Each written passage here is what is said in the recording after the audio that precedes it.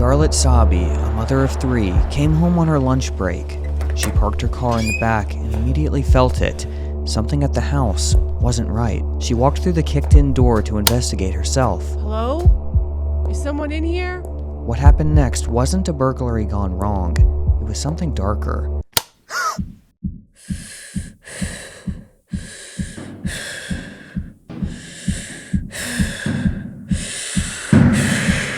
Something not just violent, but evil. We'd like to welcome you all to the 3rd Annual Pleasant View Auction Barn Picnic and Parade.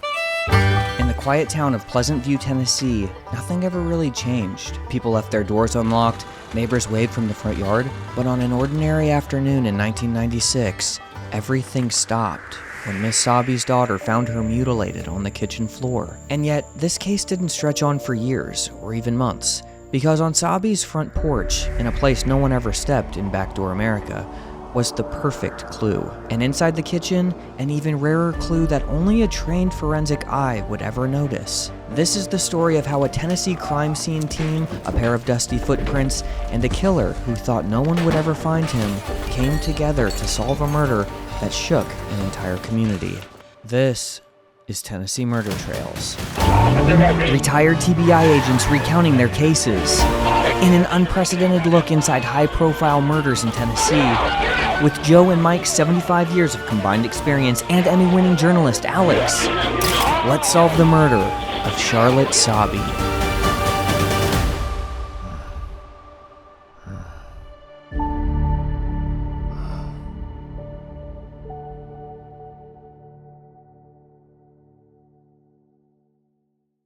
February 26, 1996 was absolutely the worst day of my career as a TBI agent. The day started off with a phone call by the Cheatham County Sheriff's Office that they had a body on the side of the road that was found thrown off into a ravine. I was working on that one. It was an elderly woman who had been placed inside a sleeping bag and thrown out.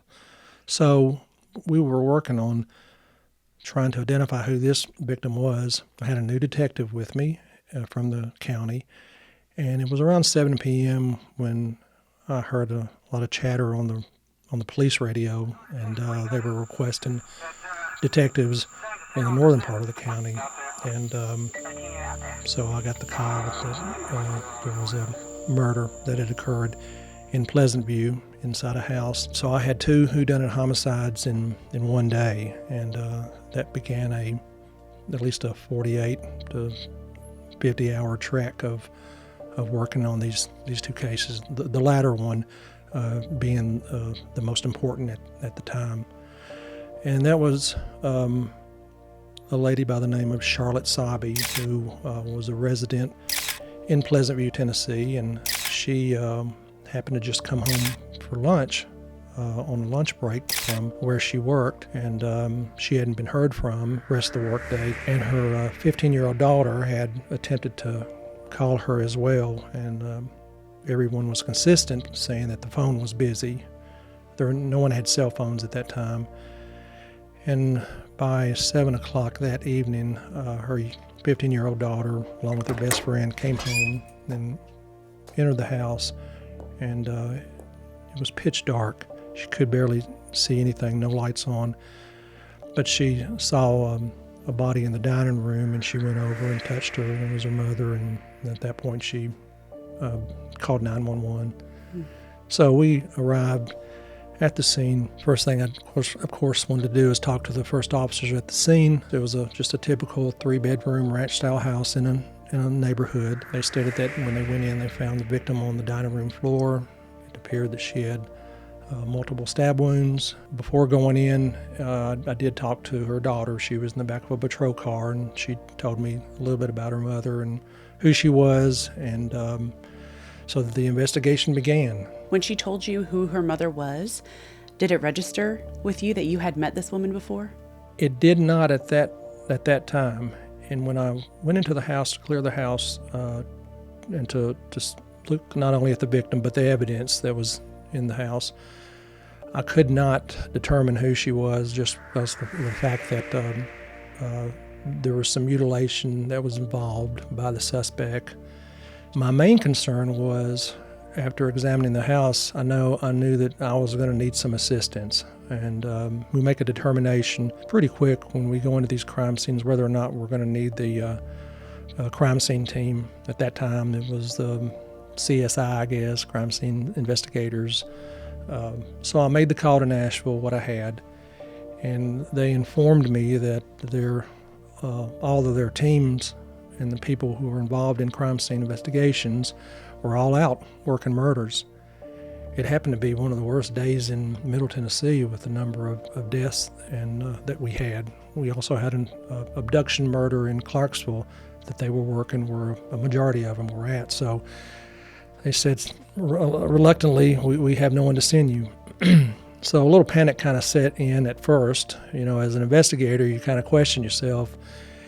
And I knew that I could probably do this, but there was so much more to do. There were people to be interviewed and witnesses and neighbors and so forth. So the lieutenant on the scene, sheriff's office lieutenant, we were discussing it, and I asked if he would contact Nashville Police Department to see if they had anybody that they could send up to us. We called them. They said, yeah, we'll send 2 guys up to you to help you. And we were so appreciative. So at that point, we secured, protected the scene, had people posted, and then the interviews began. The most important one was the daughter, and what I wanted to know about her mom. Who was she? She was a divorced mother of 3 kids. 15-year-old was the youngest, and then 2 adults. She had a son and 2 daughters. We wanted to know what was going on in Miss Sabie's life who would want her dead. Was there any indication given by the daughter that someone would want to harm her? None at all. In fact, the daughter went into detail about her mom's life, that she was devoted to her job and was very busy with that, was not seeing anyone. There had been no threats against the family. It was just a normal day. And she said later, or she told me later, that she didn't want to go to school that day. She was kind of feigning sickness, and her mom was like, no, you need to go to school. I've got to go to work. And she did later say that if she'd have left me there by myself, I could have been the victim of that. And she was the type of person who she had no enemies. She was, at that time, the director of the Mid-Cumberland Human Resource Agency. She was the director over their, I think, child placement or adoption placement. But she had a pretty important role. And so on that day, she had left to go to Clarksville to her office, and she was in touch with her coworkers. And then on the way from there, she was going to be going to Springfield for another meeting, and she indicated to them she was going to have lunch. And she normally, a lot of times, if she was close by, she would have lunch at her house. So the way it appears is that she came back to her house and walked in, where we think maybe she walked in on a burglary in progress.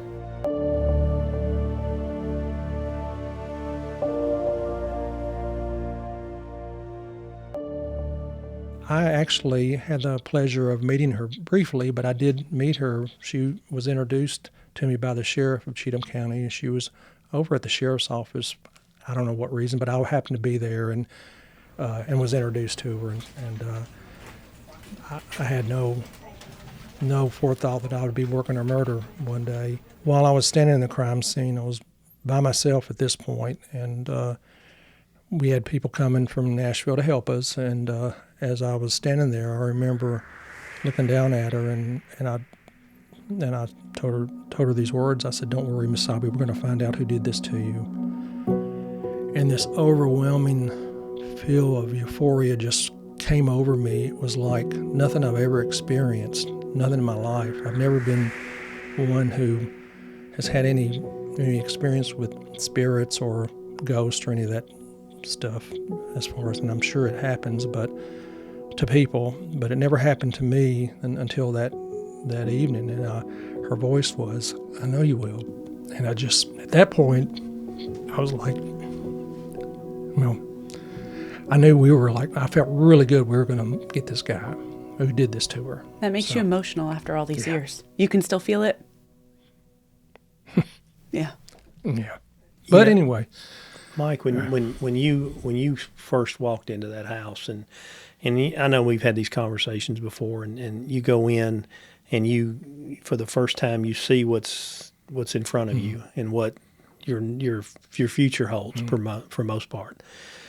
You've got to be thinking, oh shit, and that is the response that you have when you have no answers Yeah. for what you're looking at. Your responsibility of what you chose to do for a living is front and center. it all comes down to that one moment in that crime scene, or those times when the whole burden is on your shoulders. But then again, there's also that emotional part, and then there's that professional part of we're gonna solve this. I mean, there's that dogged determination. We have a quiet little bedroom neighborhood, which everybody knows everybody, and that's going to come to our benefit. But the first thing I wanted to do is determine what evidence is here that he left and what evidence may be out there that he may have. And so that was my first focus. And I started back in the back bedroom where we found her shoes, her jewelry, and a watch, a broken necklace, a few things around in the bedroom. We also found her pantyhose and panties that we assumed that she was wearing, because the way it had all the appearances that they were pulled off, and they were kind of rode, like when you pull something off someone's legs. So all the indications that the struggle began in her back bedroom. Also, I saw in one of the evidence photos on that green suede high heel was a zip tie. Yes. Really unusual, Joe. A lot of times we'll go to crime scenes and there'll be something that will be sticking out, or something that maybe doesn't connect. And that zip tie was one. We don't know why it was there. It was actually laying on top of her shoe, not just on the floor, but on top of her shoe, which told me that more than likely the suspect brought it in. Mm-hmm. The family members said that we did not have any zip ties in the house. So yeah, you got to remember this is 1996, and zip ties were around, but not to the level they are now. It's like cell phones, I guess. And when you saw that, you recognized what it was. And another thing, law enforcement would use zip ties for restraints. And that was common. Duct tape, zip ties. As a crime scene investigator, those are certain things you look for. I think that fell out of his pocket or wherever he had it during the struggle. It started in the back bedroom, worked its way down the hallway, and then when you look at blood over the years, and you're trained in looking at different splatters and droppings, it'll tell the story. And it told the story somewhat of Miss Sabie's struggle with her attacker, and she made a valiant attempt to fight him off. She fought for her life, but she also was trying to get out of the house as well. And she made it all the way to the kitchen door, and then he pulled her back in. Do you think she surprised him? What was he doing in there? I think she did. I think this guy was in her house. There was forcible entry into the garage door going into the house. The door was kicked in, and when she came home from work, she probably saw the damage and made her way to the back bedroom. We really wish she would have just stopped and called 911. But I think that she went back there and confronted him. And so one other thing that was unique, or several things, but one thing that was odd was that her purse was in the master bathroom of the house in the tub, and the water was running full blast into her purse. Why would somebody do that? Well, I would assume he's trying to destroy evidence, and any ability to track his DNA, his fingerprints, anything like that. Thought exactly the same thing. That also told myself that this is somebody that's probably been in the criminal justice process or program. He's been in and out of jail. I mean, he's destroying evidence by letting this water run. That tells me he went through the purse. And we did later find that she had withdrew $200 from her bank account that morning before going to work. And after we did the search, we did find the receipt, but no cash. So going into the dining room area and the kitchen area was a focal point, because that's where we hope to find most of our evidence that's going to put him and her together in this fight that she's having with him. She does have defensive wounds. It appears she was wearing a dress. There appeared to be multiple stab wounds in her chest, and there was also some damage to her face, enough that I could not recognize her who she was, but also enough that she lived for quite a while before she passed away, because she bled out so much. But the most disturbing part of it was it appeared that she was displayed. She was laying on her back.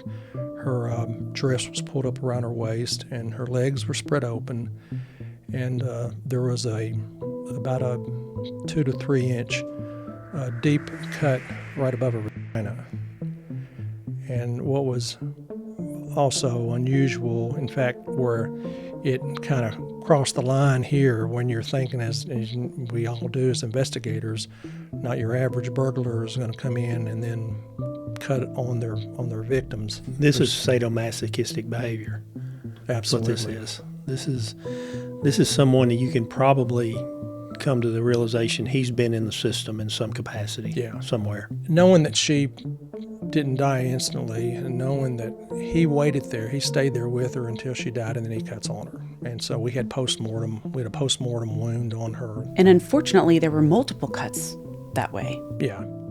He had cut into her cheek, and the knife he used, it appeared to be a knife, a weapon of opportunity. It looks like he got it there during the struggle. There was a block of knives near her body, and we did find the knife blade that was laying next to her body, but the handle was missing. That shows you the force or the resistance, the battle that occurred to break that handle off. A lot of times I've seen on a case where there was such force used that it snapped the blade from the handle. Or could this have happened from a violent struggle that caused this thing to break? Yeah, it was. There was a broken spindle that was on the bar. That was broken off. So I mean, she's definitely fighting.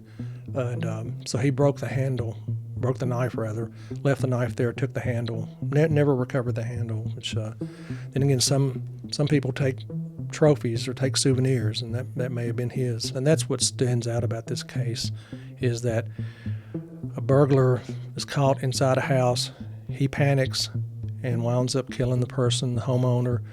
Usually they want to get out of there as fast as they can. This guy didn't. It seemed like that he enjoyed staying right there with her and cutting on her. Your average burglar or average person is not going to do that. That is I don't want to say insane, but I want to say it's just evil.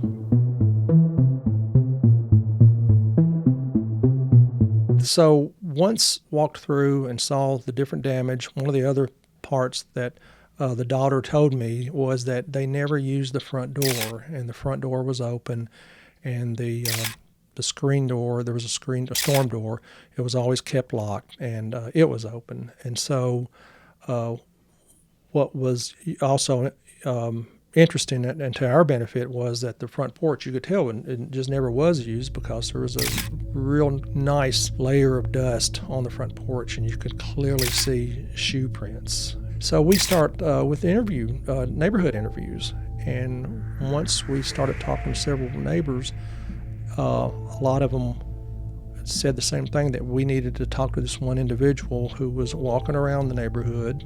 He lived there. He was known to walk around all the time in the neighborhood. He was also known to be the bully of the neighborhood, and he intimidated the school kids. This was a 30-some-odd-year-old man who was also, law enforcement had calls on him. As a matter of fact, the local law enforcement, the sheriff's office, knew this guy, knew of his habits, knew of his criminality. He was involved in assaults and drugs. So we're looking at this one guy that we've either got to eliminate or really concentrate on. What was his name? His name was Hartwell Price, but he went by Dinky.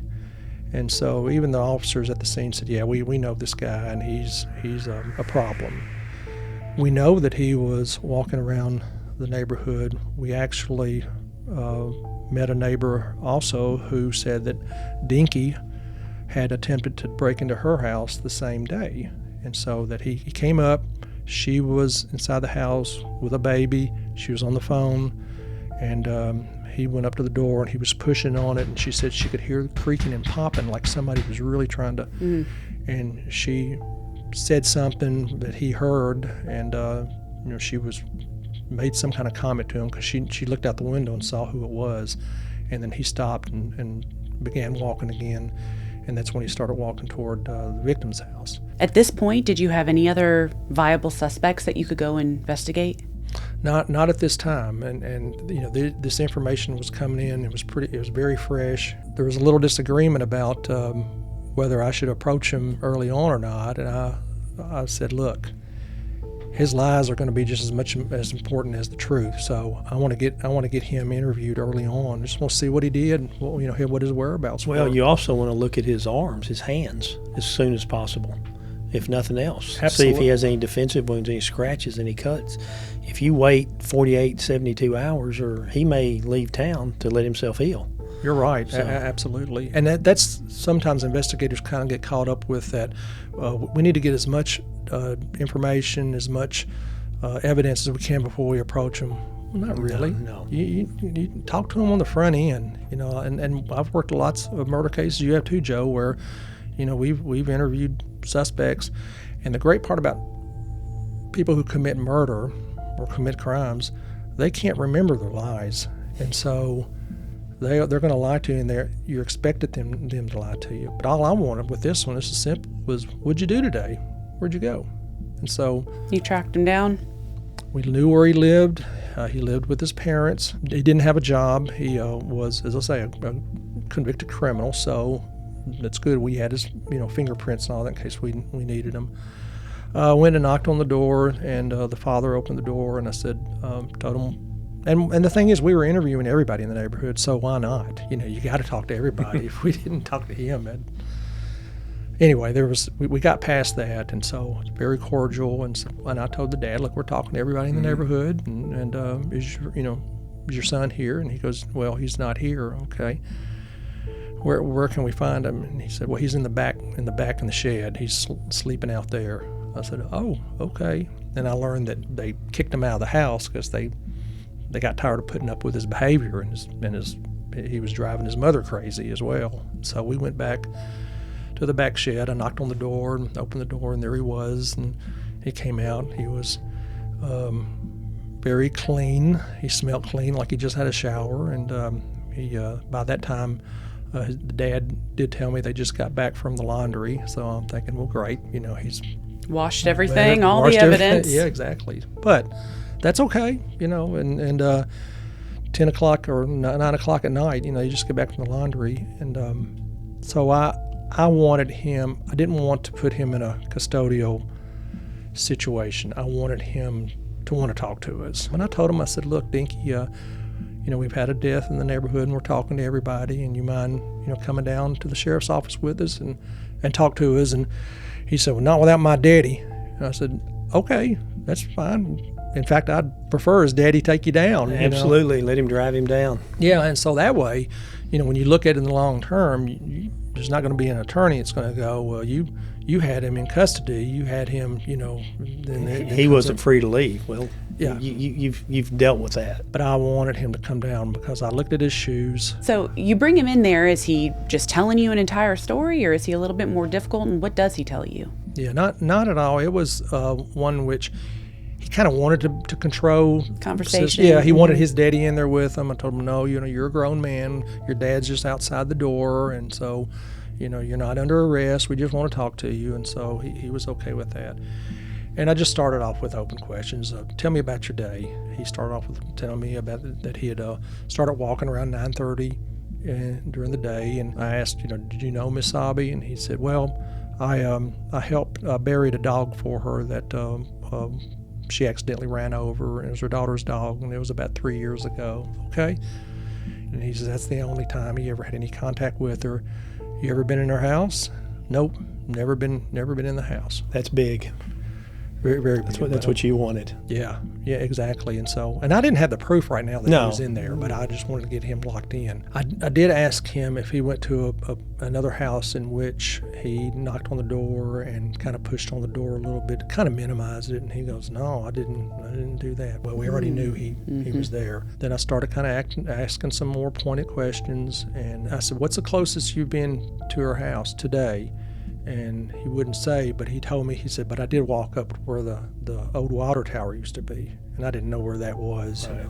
Well, the old water tower was right next door to Miss Sabie's house. So at least I've got him saying he was next door. I kept on looking at his clothing and looked at his hands, and he showed me his hands. I took some, I didn't take pictures at that point because I didn't want to put him in a custodial situation, but I could tell there was some like little nicks, and there was a bruise, and then he had some tattoos and stuff. So just kind of looking them over and making a note of it.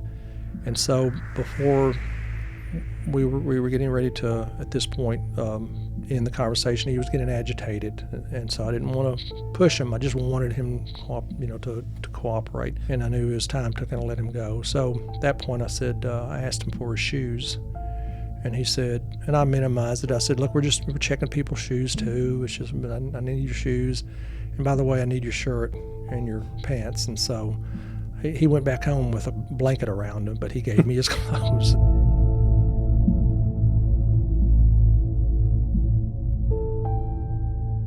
He didn't refuse. He could have very easily, and then we probably would have, we got a search warrant. But I think he did so willingly because he knew all the clothes that he had on And were closed clean. in. But his shoes were not. He had the same shoes, which was good for us. So I actually took the shoes with me and went back to the scene. By that time, Metro Nashville police was there, and they were processing the scene. And I was with him for a little while as well. But my 9-year-old child could look at the bottom of these shoes and look at the prints on that porch and say, this is one and the same. And so it was a unique tread design. So we had that, and at that point on into the night, while they're doing an amazing job processing the scene, and these two officers, one of them in particular was I consider him as a god in the crime scene world. He has solved more murders by finding the evidence in all these crime scenes in Nashville. Once I saw that it was an officer by the name of Johnny Hunter and his partner Earl Hunter, and I don't think they were related, but I guess they were brothers in crime, because when they got out, I knew it was just this sense of euphoria again overwhelmed me, because I knew if anybody was going to find the evidence in this house, it was going to be these two. And he actually discovered some sort of a blood mixture by the sink, right? Yes, he found a pinpoint spot of blood that was just out of character of all the other blood that was in the scene. And but he collected that, and this was in the early days of DNA and using DNA in law enforcement and doing the comparisons and connections. And they actually sent that blood off to another lab, but the report came back that the blood drop, the chances of it being anybody else other than Hartwell Dinky Price was 1 in 110 million. Okay. So I'll It take was that. his. I'll take it's that. his blood. I'll take that. And it was just, so here we had the DNA. He found a beautiful fingerprint impression on the front door, the storm door, so identifiable. So we sent off for Dinky's latent prints that were on file in Metro. They rushed them up there, and these two crime scene investigators, as well as they were fingerprint experts, Right. they positively identified Dinky's thumbprint on the inside of Miss Sabie's door. So at that point, we got that, but when we also found they found his partial palm print on the kitchen sink. So we had fingerprints. Wait a minute now. This in itself is kind of unique. Is you not only had crime scene investigators processing, but you had forensic scientists able to examine the evidence that they processed and come to a conclusion based on that evidence, all in the residence. All there at the crime scene, which is unheard of. That's You know, a lottery win right there. Yeah. That doesn't happen, Mike. It really, it doesn't. I mean, as far as. So, But anyway, it really, everything started coming together to the point where we had enough probable cause to that I could sign a warrant for first-degree murder against this guy. So the fun part comes is when we knock on his door, and this time he's coming in cuffs. Very agitated. We advised him of his rights. He did not want to speak, and he wanted an attorney, which was fine. We expected that. And so a few hours later, he was in the booking area, and he, for some reason, he wanted to speak to this one particular deputy who was actually a new detective. And he may have had some kind of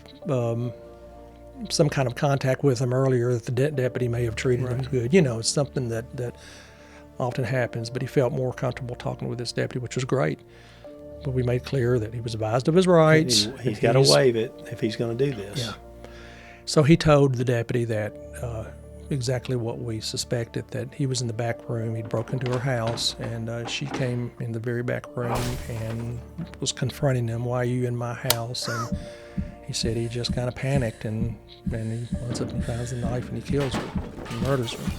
So we had that statement as well going for us. We also learned later on, about 2 days later, there was another neighbor that called in, and she said that she recognized him from watching the news, and that he had come to her house that day, and he knocked on the door. He said that he ran out of gas, his car broke down, and that could he come in the house and use her phone. And she said, "No, I'll let you use my phone. I'll give it to you and you can call."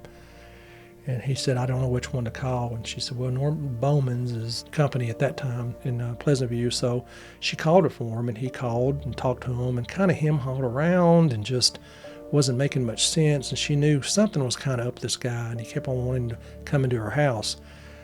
Thankfully, her husband pulls up in the driveway while he's standing there, and he could sense something was wrong. And he gets out and goes and confronts the guy and tells him pretty much to, you're going to have to go somewhere else. This was after he murdered Charlotte Sabie. Mike, you described two situations here that it could have been Charlotte's daughter who stayed home from school. Yeah.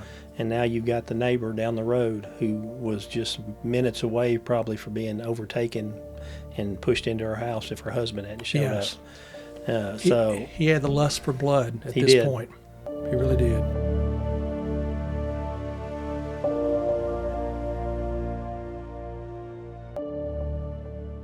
And the evidence was so overwhelming that his defense attorneys agreed to plead to their client, this murderer, to life imprisonment without parole. That's normally not ever settled on life without parole, but not on a plea. Not on a plea. I was happy. Everyone was happy. The fact that we knew he's going to spend the rest of his crazy abnormal life in prison where he needs to be, because he's hurt so many people. Do you still speak to her daughter? And I talked to her a few months ago. But she did say that when they were able to go back into the house a day or two later, all three of them, that all semblance of life was just gone. The whole inside of the house was just dead. And she said, it was my house, it was my home, it was my bedroom, and nothing meant anything in there. And so that's oftentimes what's lost in a lot of these the terrible crime scenes in these homes is, we pack up, we leave. The funerals have occurred, everything, life goes on as it were, but the family has to go back and walk those halls, and not a day goes by they don't think about this. She did say, she talked about her mother as being kind of, the school teacher disciplinarian type, and she thought that she was going to be able to get away and just stay home and play hooky, and her mother would not have anything to do with it. She said, "You're going to school," and she said, "My mom saved my life." Saved her life. Yeah. I just wish Miss Sabie, looking back, shoulda, coulda, woulda. And I asked all of them that, would your mom walked in there and confronted him? And they all said, yeah, she would have. It was just, she was that strong type of a person and didn't think it was going to end like that. But we just wish she would call 911. So of any lesson learned on this is that, people get so, and your home is your castle, but it's not worth losing your life over. Back out and call 911, if you think somebody's in your house. And, but her memory lives on. I think about her all the time.